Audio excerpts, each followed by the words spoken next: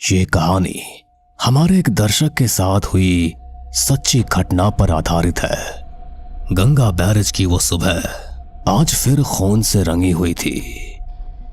किनारे पर दो लाशें रखी थी, सिर अलग, धड़ अलग, आंखें खुली हुई रह गई थी, मानो आखिरी पल किसी डरावने चेहरे से सामना हो गया हो। लाश के आगे मक्खियां लगातार भिनभिना रही थी। गंगा के पानी में छोटे छोटे लाल घेरे बनते, टूटते, फिर बनते जा रहे थे। दो पुलिस वाले अपने नाक को रुमाल से ढके लाश के पास खड़े थे। वो बातें तो धीमी कर रहे थे, लेकिन उनकी बातों में डर का वजन साफ दिख रहा था। अरे समझाते समझाते हम लोग थक गए कि रात में बैरेज मत आओ, लेकिन पता नहीं लोगों को मरने का क्या शौक चढ़ा है। अरे इतना बड़ा बोर्ड भी यहाँ लगा रखा है कि रात को यहाँ मत आइए, जान का खतरा है, लेकिन पता नहीं लोगों को ये क्यों नहीं दिखता। अरे दिन में यहाँ कितनी भीड़ होती है, सैकड़ों परिवार आते हैं, मस्ती करते हैं, सेल्फी लेते हैं, सब ठीक रहता है, पर रात 11:15 के बाद ये जगह किसी और की हो जाती है। अरे वो तो मुझे पता है, लेकिन फिर भी क्यों लोग जानबूझकर मौत के पास आते हैं। गंगा बैरेज का रहस्य बहुत ही अनसुलझा था, लेकिन उसकी खूबसूरती और उसके चर्चे लोगों को उस ओर खींच ही लाते थे। और इस बार गंगा बैरेज कानपुर से कई किलोमीटर दूर ओडिशा में बैठे कुछ दोस्तों को बुला रहा था। अभी, प्रीति, श्वेता, सार्थक और आकाश, ये नाम थे उन पांचों दोस्तों के जो छत पर बैठे चाय की चुस्की ले रहे थे। सामने नमकीन का पैकेट भी पड़ा था, जिसे धीरे धीरे वे खा रहे थे। बीच बीच में ठहाकों का सिलसिला भी चल रहा था। उन्हीं ठहाकों के बीच आकाश ने अभी से पूछा, तो भाई इस बार बर्थडे का क्या प्लान है? गोवा, मनाली या पूरी बीच? अरे इनमें से कहीं भी नहीं। अरे क्यों भाई, बर्थडे पार्टी नहीं देनी है क्या? अरे इस बार 21 का हो जाएगा तू, पार्टी तो भयंकर होनी चाहिए, ऑल नाइट होनी चाहिए। क्यों दोस्तों, इस बार पार्टी कानपुर में करेंगे, मस्त वाली और बिग वाली। कानपुर? हाँ यार, मेरे दादा दादी वहीं रहते हैं, कई साल हो गए उनसे मिले हुए, वो हमेशा मुझे बुलाते हैं। तुम लोगों को तो पता है ना, जब मैं 12 साल का था तभी पापा का यहाँ ट्रांसफर हो गया और हम सब ओडिशा चले आए। पापा ने कितना कहा दादा और दादी को कि हमारे साथ चलिए, लेकिन उन्हें तो वही मन लगता है, तो वो आए ही नहीं। कानपुर का आइडिया मस्त है यार, हम सब लोग नई जगह घूम भी लेंगे, तुम्हारे दादा दादी से भी मिल लेंगे और रोड ट्रिप भी हो जाएगी। और कानपुर की टिक्की चाट पहले दिन ही खाएंगे। मैंने एक रील्स में देखा था, बहुत ही टेम्पटिंग था यार वो। अरे देख ले बुक्कड़ को। वही मार्केट भी घूमेंगे, टाइम अच्छा गुजरेगा। दिन तय हो गया और फिर पांचों दोस्त निकल पड़े कानपुर की ओर। लंबी ड्राइव के बाद दोस्तों की टोली कानपुर पहुंची। घर के दरवाजे पर ही दादा और दादी टकटकी लगाए उनका इंतजार कर रहे थे। और जैसे ही पांचों वहां पहुंचे, उनकी आंखें भर आई। उन्होंने सारे दोस्तों को गले से लगा लिया। इतना अपनापन, इतना प्यार देखकर रास्ते की सारी थकान दूर हो गई। 3-4 दिन उन्होंने पूरा शहर घूमा, हर एक नई चीज ट्राई की। इतनी सारी फोटो और सेल्फी सबने ली कि उनकी मोबाइल की गैलरी भरने लगी। हर दिन जब सारे दोस्त घूम कर आते, उसके बाद छत पर इनकी मंडली बैठती दादा और दादी के साथ, और शुरू होता किस्सों और कहानियों का सिलसिला। एक शाम की बात है, सभी लोग छत पर बैठे थे। दादी पास ही बैठी भुट्टा सेंक रही थी। तभी अभी ने दादी से कहा, दादी कल गंगा बैरेज चलते हैं ना, सब बोल रहे हैं वहां का व्यू बहुत अच्छा है। गंगा बैरेज का नाम सुनकर दादी के चेहरे का रंग उड़ गया। उनके होंठ डर से कांपने लगे। गंगा बैराज?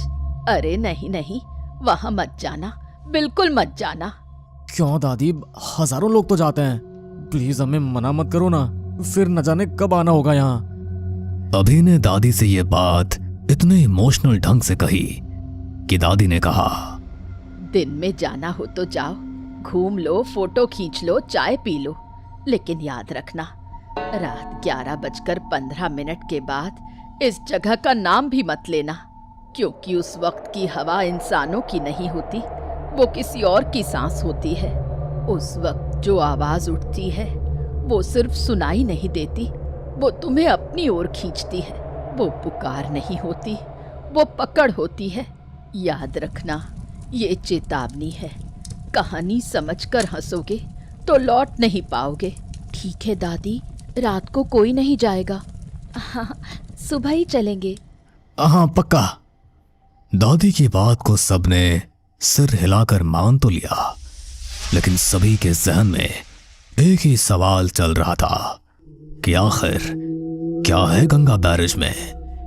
क्यों लोगों को रात के वक्त वहां जाने से मना किया जाता है? उसी रात की बात है। रात के 10 बज रहे थे। दादा और दादी तो गहरी नींद में जा चुके थे, लेकिन अभी की आंखों से नींद कोसों दूर थी। उसके सारे दोस्त भी जगे ही हुए थे। गाइस, छोटा सा नाइट ड्राइव करें, गंगा बैरेज के पास से होकर बस 20 मिनट का राउंड लगा ले। कोई कार से नीचे भी नहीं उतरेगा। ओए नहीं, पागल है क्या? दादी ने मना किया है ना। रात की हवा में ड्राइव का मजा ही अलग है।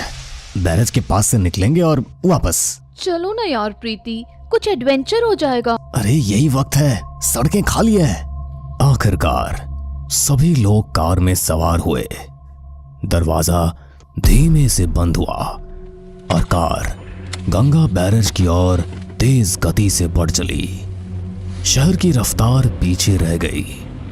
आगे थी पेड़ों की लंबी परछाइयां और धुंध जो हेडलाइट से भी नहीं कट रही थी। घड़ी में 10:30 बज रहे थे। गंगा बैरेज के पास वो पहुंचने ही वाले थे। सड़क जो अभी तक सुनसान लग रही थी वो मनहूस दिखने लगी थी, क्योंकि कुत्तों की रोने की आवाज लगातार आ रही थी। तभी एक पानीपुरी वाले के ठेले पर सभी दोस्तों की नजर गई। एकदम से उसे देखकर सभी लोग डर गए।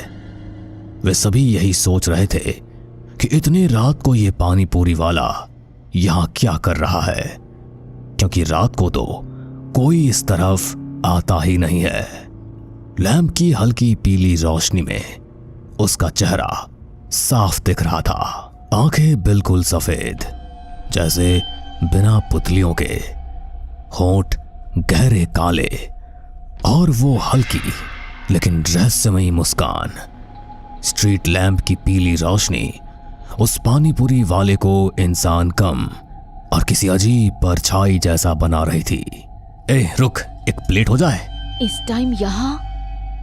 डर तो सभी के सीने में धड़क रहा था, लेकिन फिर भी उन्होंने थोड़ी हिम्मत दिखाई और पानी पूरी खाने के लिए उतर गए। अंकल, इतनी रात में यहाँ इस जगह आपको डर नहीं लगता? डर तो तब लगता है जब बैरेज का पानी नाम लेकर बुलाता है। लौट जाओ, रात मेरी है। भैया, आप एक हॉरर पॉडकास्ट क्यों नहीं करते? मस्त व्यूज आएंगे आपके पॉडकास्ट पर। अभी ने ये बात हंसते हुए कही और फिर पानीपुरी वाले की ओर देखते हुए बोला, भैया एकदम तीखा बनाना पानी पूरी, ताकि आंखों में पानी आ जाए। और हाँ, थोड़े बड़े साइज के गोलगप्पे देना। और मेरे लिए गोलगप्पे छोटे कर देना। 2-3 दोस्तों ने जल्दी जल्दी पानी पूरी मुंह में डाल ली। बाकी 2 कदम भर पीछे हट गए। पहले कौर में ही अजीब सी कड़वाहट थी। पानी का स्वाद पुदीने का नहीं, धातु जैसा था, जैसे जंग लगे लोहे पर जीभ फेरती हो। गले से नीचे उतरते ही सबको झुरझुरी सी दौड़ गई। किसी ने कुछ बोला नहीं, बस आंखों में बेचैनी झलकने लगी।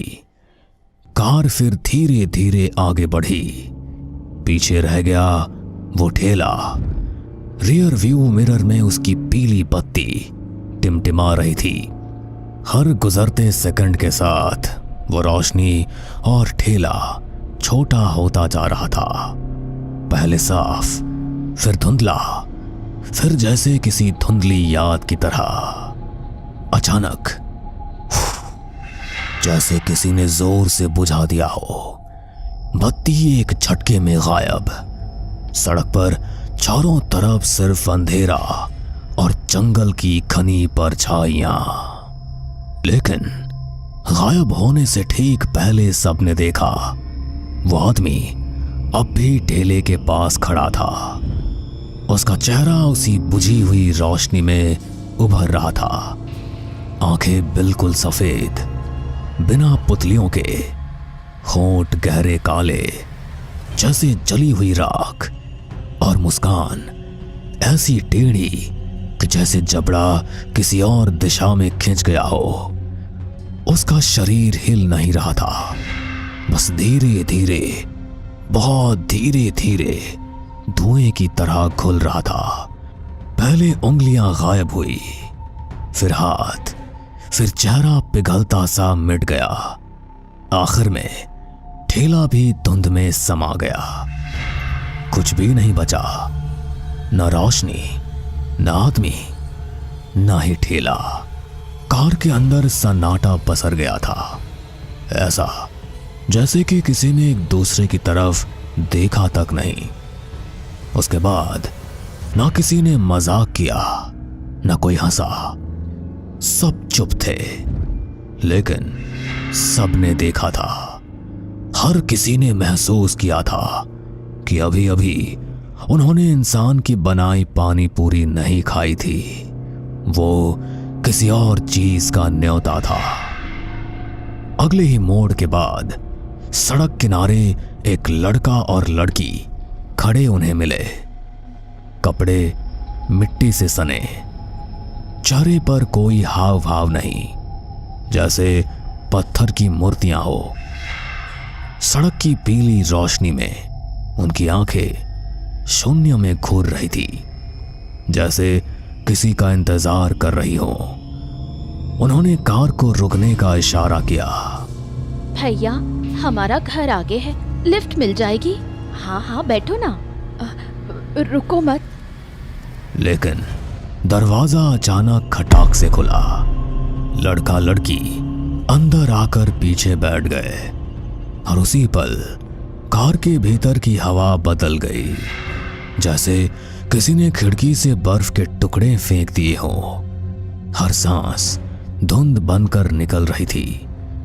अचानक प्रीति का मोबाइल धीरे से उसकी हाथ से फिसला और कार की फर्श पर सरका। प्रीति अपने फोन को उठाने के लिए झुकी, लेकिन जैसे ही उसकी आंखें नीचे पड़ी, वो वहीं जम गई। उसका चेहरा सफेद पड़ गया, होंठ कांपने लगे। इनके पैर तो उल्टे। क्या? कार में अचानक ऐसा सन्नाटा छा गया, मानो समय थम सा गया हो। इंजन की घरघराहट भी जैसे दब सी गई। किसी ने कुछ पूछा नहीं, किसी ने कोई हिलडुल नहीं की, लेकिन सबके दिल की धड़कन बढ़ गई थी। अचानक उन दोनों ने कार रोकने को कहा, और वे दोनों बिना कुछ बोले गाड़ी से उतर गए। उतरते वक्त लड़की ने अपनी लंबी ठंडी उंगली कार की धुंधली खिड़की पर घुमाई। एक सीधी रेखा नहीं, बल्कि उल्टी दिशा में, जैसे किसी बंद रास्ते का इशारा हो।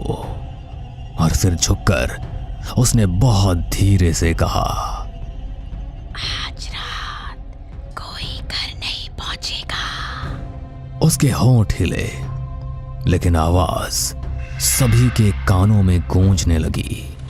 कार का इंजन कांपते हुए फिर से चल पड़ा। सड़क अब सीधी बैरेज की ओर जाती थी। पहले पानी की आवाज सिर्फ साथ चल रही थी, अब सामने से आ रही थी।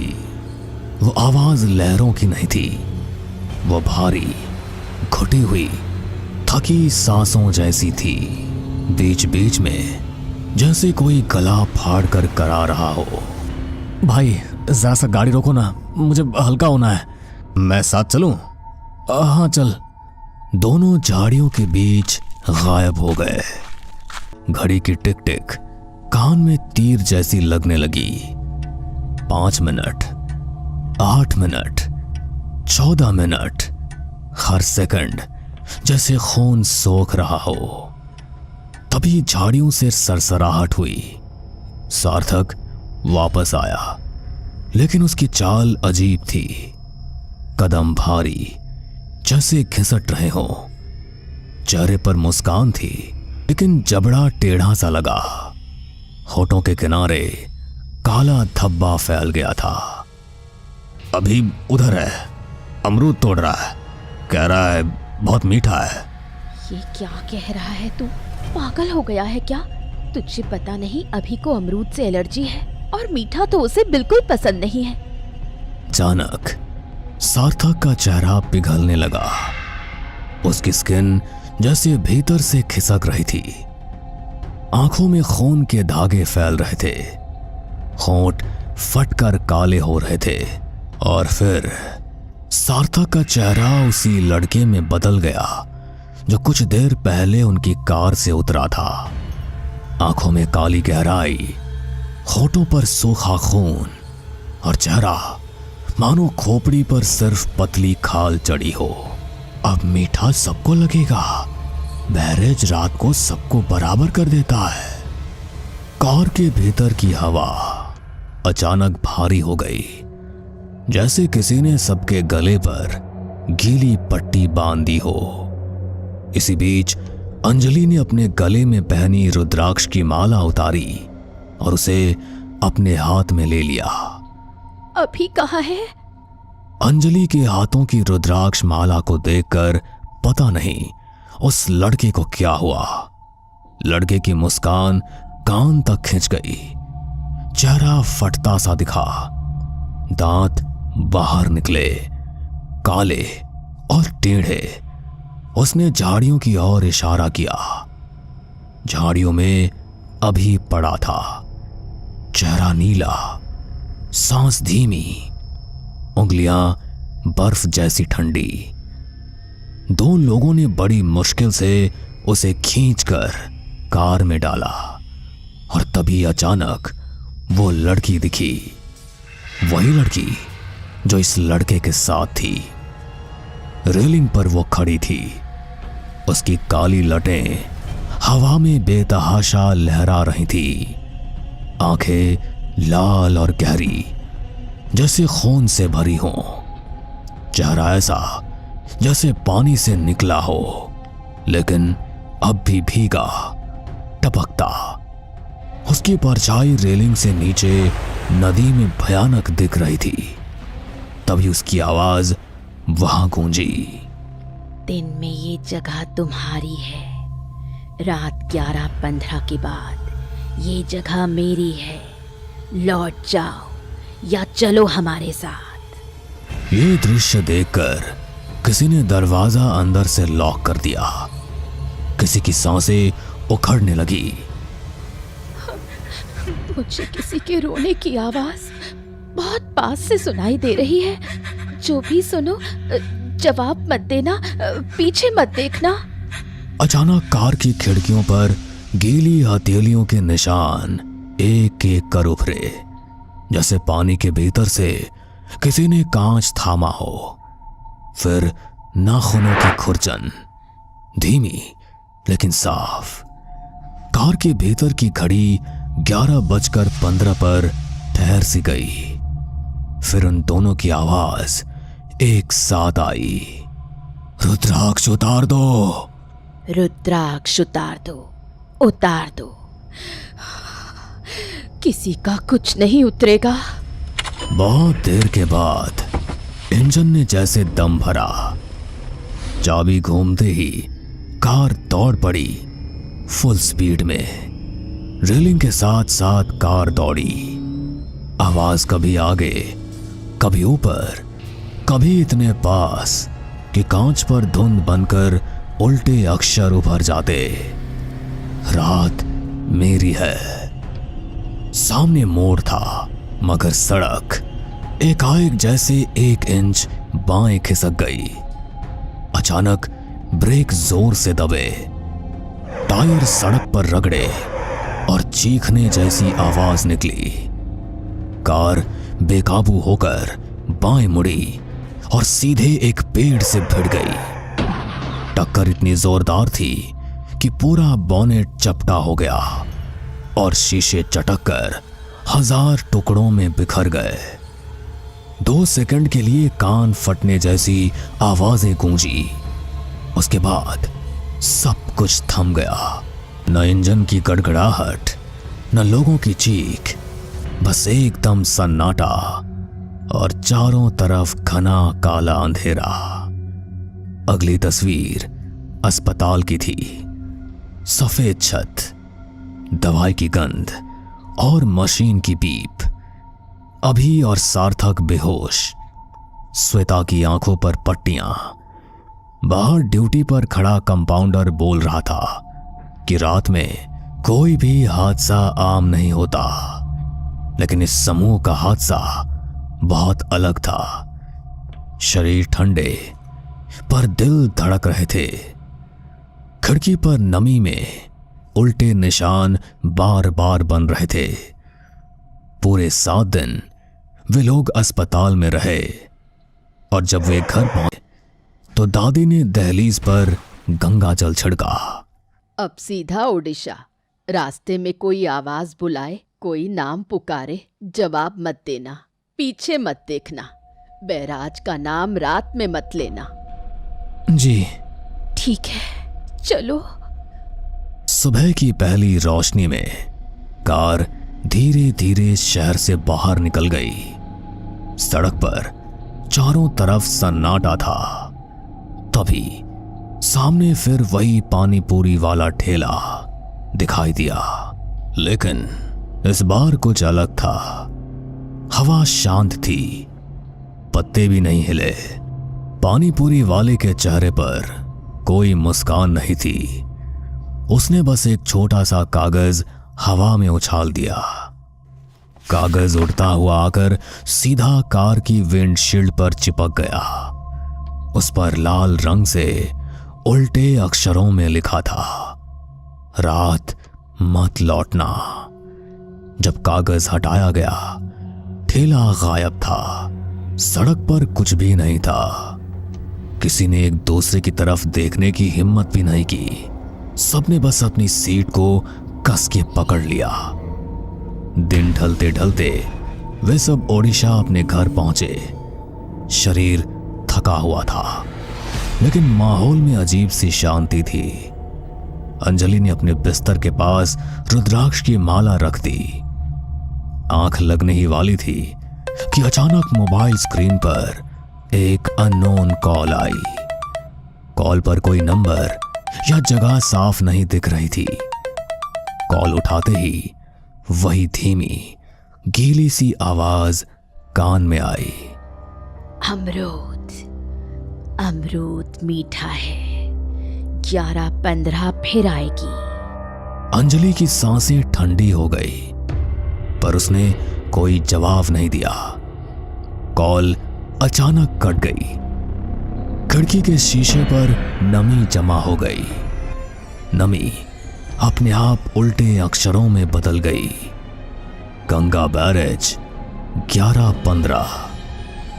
अगली सुबह सूरज सामान्य था। गली में चिड़ियों की चहचहाट थी। दूध वाला आया। सब कुछ रोज जैसा लग रहा था, लेकिन अंदर से सबको पता था कुछ बदल चुका है। मोबाइल की कॉल लॉग में रात 11:15 पर एक एंट्री दर्ज थी। लोकेशन कानपुर लिखा था, लेकिन नंबर नहीं दिखा। रुद्राक्ष की माला हथेली में गर्म जलते अंगारे जैसी महसूस हो रही थी। अभी की दादी ने सबको समझाया। उनकी आवाज धीमी थी, लेकिन साफ। कुछ जगह दिन में सबकी होती हैं, पर रात को किसी और की। दिन में जाओ, सम्मान से जाओ, रात में नाम भी मत लो। यही नियम है और यही बचाव है। दोस्तों, कहानी यहां खत्म नहीं होती। गंगा बैरेज दिन में बिल्कुल अलग दिखता है। धूप में चमकता हुआ, हवा चलती है, पुल की रेखाएं तस्वीर जैसी लगती है। लेकिन रात 11:15 के बाद वही पुल किसी और का नाम लिख देता है। अगर उस वक्त कोई आवाज पुकारे तो दरवाजा बंद रखना, खिड़की बंद रखना और सबसे जरूरी उसका जवाब मत देना। क्योंकि जो आवाज पानी बनकर पुकारती है, वो आवाज अगर किसी को पहचान ले तो फिर छोड़ती नहीं। कई महीने बीत गए। दोस्त अब बैरेज का नाम रात में कभी नहीं लेते। कभी कभी अचानक हवा भारी हो जाती है, कभी खिड़की पर नमी की उल्टी लकीर अब भी बन जाती है, कभी दूर से पानी में किसी की कराह सुनाई देती है। ऐसे हर पल में सब एक दूसरे को देखे बिना एक ही वाक्य याद कर लेते हैं। रात में बैरेज का नाम नहीं लेना। और यही इस कहानी का आखिरी पड़ाव है, क्योंकि डर कभी खत्म नहीं होता। डर बस एक नियम सिखा देता है। दिन में शहर मुस्कुराता है, पर रात में नदी अपने नियम पर चलती है। और अगर कभी किसी ने ये नियम तोड़ दिया तो 11:15 पर एक कॉल आएगा। फोन पर वही आवाज पूछेगी, अमरूद कैसा लगा? और अगर उस वक्त किसी ने जवाब दे दिया तो अगली सुबह गंगा के किनारे 2 और नाम जुड़ चुके होंगे। दोस्तों, अगर ये कहानी आपको पसंद आई हो तो हमें सब्सक्राइब करें, और आपके पास भी है कोई ऐसी ही डरावनी कहानी तो हमें ईमेल करें। हम आपकी कहानी पर भी वीडियो बनाने की कोशिश जरूर करेंगे। नमस्ते दोस्तों, मैं सुहाना और आप देख रहे हैं अनकही बातें। आज की कहानी सिर्फ डर के बारे में नहीं, बल्कि उस अनजानी सच्चाई के बारे में है जिसे हम देख नहीं पाते पर महसूस जरूर कर लेते हैं। दोस्तों, ये घटना 2003 की ठंडी धुंध भरी रात की है। झारखंड की पहाड़ियों के बीच एक लंबी खाली सड़क, जहां अक्सर रातों में हवा की आवाज भी चीख जैसी लगती थी। लोग कहते हैं उस रास्ते पर कभी कोई अकेला वापस नहीं लौटा, पर हर सच्चाई किसी के यकीन करने से नहीं, बल्कि किसी के जी लेने से बनती है। उसमें कुल 7 यात्री थे, हर किसी की एक अलग कहानी। एक बुजुर्ग दवा लेने शहर आए थे, 2 कॉलेज के छात्र आखिरी बस छूटने से बचते हुए, एक मजदूर घड़ी देखता घर जाने की जल्दी में, एक शांत अकेला आदमी खिड़की से बाहर खाली नजरों से देखता हुआ, और ड्राइवर और कंडक्टर करीब 1:05 पर बस हल्के झटकों के साथ एक पुराने बदनाम स्टॉप पर पहुंची। धुंध इतनी गहरी थी कि बस की हेडलाइट सिर्फ हवा को रोशन कर रही थी, रास्ते को नहीं। खंबे पर लगी पुरानी ट्यूबलाइट टिम टिम टिम कभी जलती कभी बुझती, जैसे कोई अंदर से ट्यूबलाइट को हिला रहा हो। और तभी वहां एक लड़की खड़ी थी, सफेद सलवार कमीज, लंबे गीले से दिखते बाल, चेहरा नीचे झुका हुआ और हाथों में एक काला छोटा बैग, जिसे वो ऐसे पकड़ी थी जैसे किसी सवाल का जवाब उसमें बंद हो। उसने बिना ऊपर देखे कहा, क्या ये बस बिरसा नगर उड़ जाएगी? आवाज इतनी धीमी टूटी हुई जैसे किसी कुएं से आ रही हो। ड्राइवर झिझका, फिर बोला, हाँ बेटे बैठ जाओ। वो धीरे धीरे बिना किसी आवाज, बिना किसी जल्दबाजी बस की आखिरी सीट पर जाकर बैठ गई। बस चल पड़ी, लेकिन जैसे ही वो बैठी बस के अंदर अचानक से तेज ठंड फैल गई। वैसे ठंड जो मौसम में नहीं, किसी की मौजूदगी से पैदा हो। कंडक्टर टिकट मांगने गया। उसने पूछा कहाँ उतरना है, पर जवाब में सिर्फ एक लकड़ी घसीटने जैसी धीमी आवाज आई, जो शब्दों जैसी दिखती पर शब्द नहीं थी।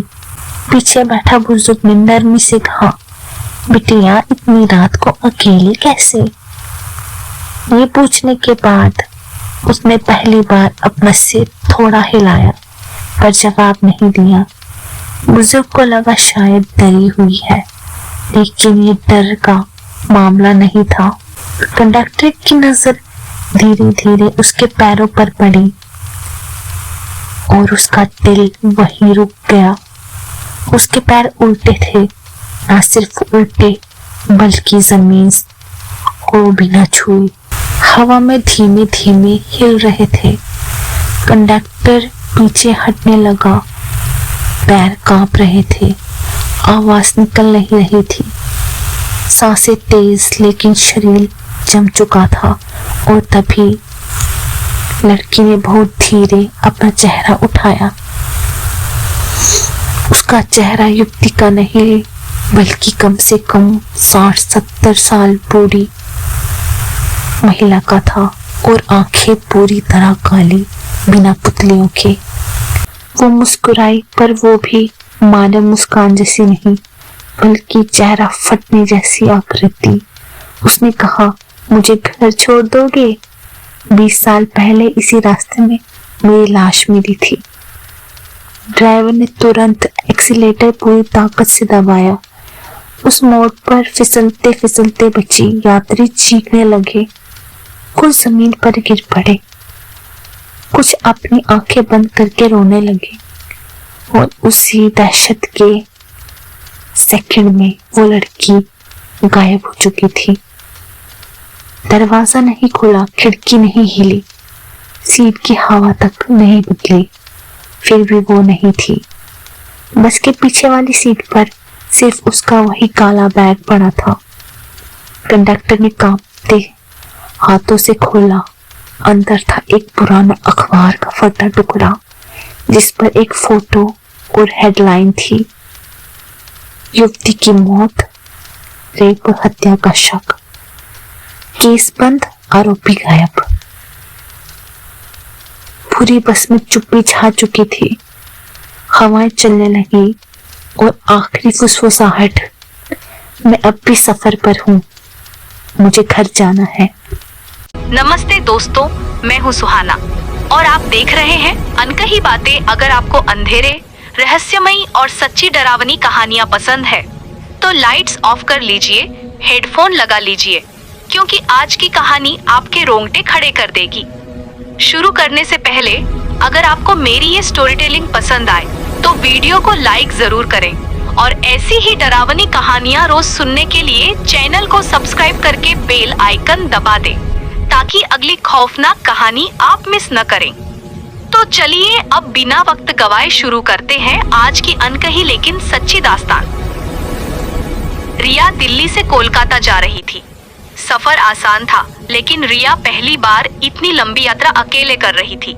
शाम के 7 बजे ट्रेन चली और प्लेटफॉर्म की भीड़ धीरे धीरे पीछे छूटती गई, और रिया ऊपर की सीट पर बैठकर बाहर अंधेरे को देख रही थी। कई स्टेशनों की पीली लाइट्स तेजी से पीछे भागती जा रही थीं। उसने अपने बैग से पानी निकाला, घड़ी देखी 8:15 बजे थे। धीरे धीरे डिब्बा शांत होने लगा। कुछ लोग सो गए, कुछ मोबाइल चला रहे थे। रिया को नींद नहीं आ रही थी, इसलिए उसने ईयरफोन लगा लिया, पर नेटवर्क नहीं था। उसने सोचा चलो थोड़ी देर सो लेते हैं। उसने बैग को तकिया बनाकर आंखें बंद कर ली। करीब 11:45 का समय हो रहा था, तभी रिया की नींद अचानक खुल गई। उसे लगा जैसे नीचे 2 लोग बात कर रहे हैं। आवाज बहुत धीमी, फुसफुसाहट जैसी थी, जैसे कोई किसी को समझा रहा हो। नहीं, उसे मत छू, वो जाग जाएगी। रिया का दिल जोर से धड़का। उसके डिब्बे में तो कोई ऐसे धीमे नहीं बोल रहा था। उसने नीचे झांका, खाली, वहां कोई नहीं था। सिर्फ स्टेशन की हल्की लाइटें अंदर आ रही थीं। उसने खुद को समझाया शायद दूसरे डिब्बे की आवाज होगी और वह बस लेट गई। करीब 12:40 पर उसे बिल्कुल बर्फ जैसी ठंड लगी। ट्रेन का पंखा बंद था, एसी डिब्बा भी नहीं था। फिर इतनी ठंड कहाँ से? ठंड इतनी तेज थी कि उसकी उंगलियां सुन्न होने लगी। उसने कंबल ओढ़ लिया, पर ठंड जैसे कंबल के अंदर भी घुस रही थी। ट्रेन के दरवाजे बंद थे, खिड़कियां भी। फिर ये ठंड कैसी? उसने नीचे देखा, नीचे बर्थ की चादर हल्की हल्की हिल रही थी, जैसे कोई उस पर बैठा हो, लेकिन नीचे कोई भी नहीं दिख रहा था। और रिया ने गहरी सांस लिया और लेट गई, लेकिन अब नींद गायब थी। करीब 1:10 पर एक बुजुर्ग आदमी पास वाली सीट से उठकर पानी पीने लगे। रिया ने हिम्मत करके उनसे पूछा, अंकल ये नीचे वाली सीट नंबर 29, इसमें कोई था क्या? बुजुर्ग ने बिना सोचे बोला, अरे नहीं बेटा, ये महीनों से खाली रहती है। कहते हैं जिस लड़के का टिकट था वो पहुंचा ही नहीं, रास्ते में ही। फिर उन्होंने वाक्य अधूरा छोड़ दिया। रिया ने पूछा, रास्ते में क्या?